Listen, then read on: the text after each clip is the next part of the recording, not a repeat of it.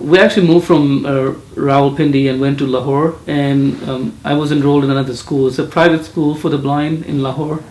Lahore is the second largest city in Pakistan. I was fortunate enough to go to that school, and they have state-of-the-art technology and braille books and everything.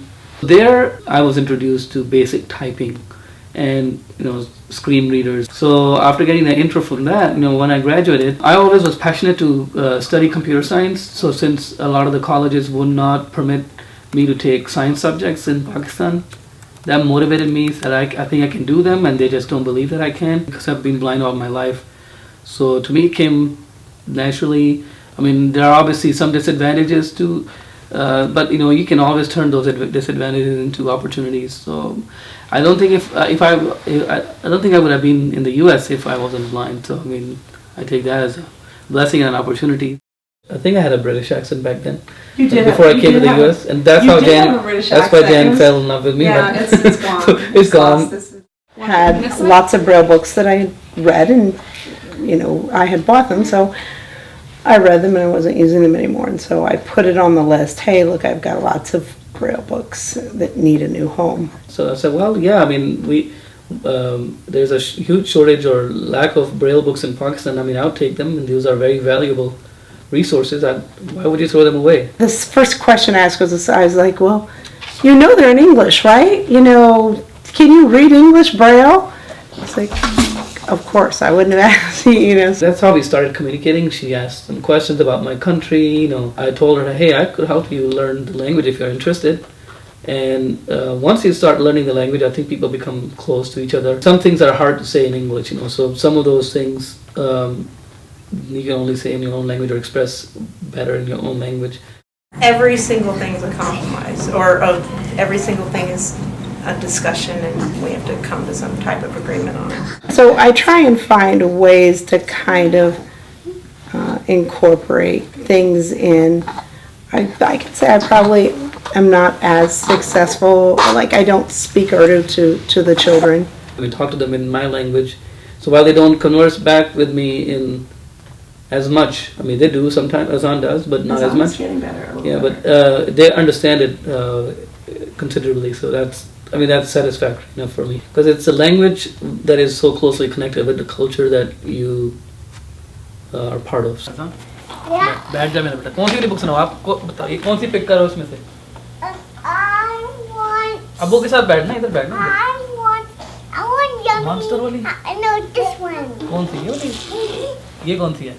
And if I speak Urdu to Azan, he'll say, no, that's not the mommy, don't speak, that's not the way mommy speak. I've tried cooking Pakistani food. I don't cook. Jan has learned to cook several Pakistani dishes. Imran is nice when he says I can cook some, because I never get the spices right. Hot and spicy, delicious. And even when I do, then it's too spicy for me, not spicy enough for him. Anytime I can lay my hands on spicy South Asian food, I go for it. Try to incorporate music. I do have the bansuri, which is an Indian flute. It's not a Western flute, because here in the West we usually see the metal flute. It's a wooden flute, so it was very difficult for me to secure when we went to Pakistan. But I finally found it for her because that was one of her requests. No, beta, isko chhod de. Mama ki, ye mama ki hai beta. It's really hard to incorporate two cultures into one, especially if the dominant culture is the American culture. So my goal is not to keep them from American culture, but at the same time introduce them to my culture, because they won't see that outside of the house. And I'm generally a bit more outgoing, and I like making friends, so it didn't take me too long to make some friends in the US too. I'm the driver friend, and since I met Imran, we had the first thing in common was the computer. So if I need help with computers, I can ask him, and then we talk about all kinds of things. He ended up to be one of my best friends. The first time I met him in the mosque, Al-Haq Mosque, and realized that we are from the same city. I mean, it was really interesting for me, and And after that, I asked him, where do you live? And he said, his father business is close by my house. So since we've become pretty close friends, And now we are like the family members. I mean, he often like asks for my advice when it comes to computers or when it comes to like getting any if he has any financial question, if there is any specific deals. Like, you know, we as immigrants are very thrifty and we like to save, you know, so He might have some needs he cannot explain to others. He can directly explain to me, so we can figure out how we can resolve sometime issues, sometime different things comes up in your life, you never know. So when I came to the US and got formal computer education, I was looking for a job after I graduated, and fortunately, I found a job here at Bosma. And one of the things that Bosma does is they help people who lose their sight later on in life to become independent again. I see the independence that all the things he can do with his phone. So anytime you touch the screen, for example, it draws a box around it. So the screen would actually, so for somebody who's sighted, they can tell like the icon is highlighted, but I can then double tap anywhere. I don't have to actually double tap where the icon is. I can double tap anywhere on the screen and activate the icon. So that's to open up the phone, for example. And he can help me with my websites, even though he can't see them, the programming.